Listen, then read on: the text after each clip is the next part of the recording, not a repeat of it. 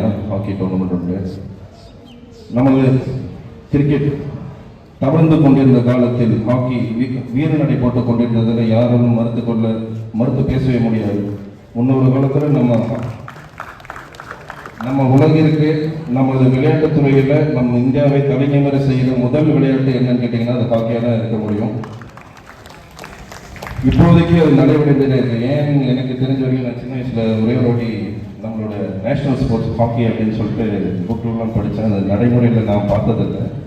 இருந்தாலும் புக்கில் படித்ததுனால நானும் ஹாக்கி நேஷ்னல் ஸ்போர்ட்ஸில் நான் ஹாக்கி விளையாட போகிறேன்னு சொல்லிட்டு ஒரு நாள் போய் விளையாடுறேன். ரொம்ப கஷ்டம் அது விளையாடுறது. பின்ன முதுகெல்லாம் பெண்டு கேண்டுச்சு.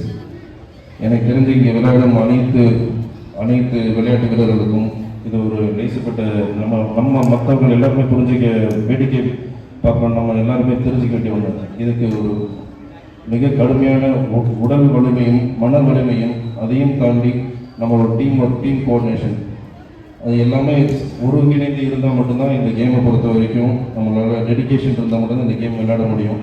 சும்மா ஏனாதோனான்ட்டு போயிட்டு இன்றைக்கி ஒரு நாள் வந்துட்டு நாளைக்கு விளையாட முடியாது. இவ்வளோ கஷ்டங்கள் இப்போ நம்ம ஒரு நல்லா புரிஞ்சிங்கன்னா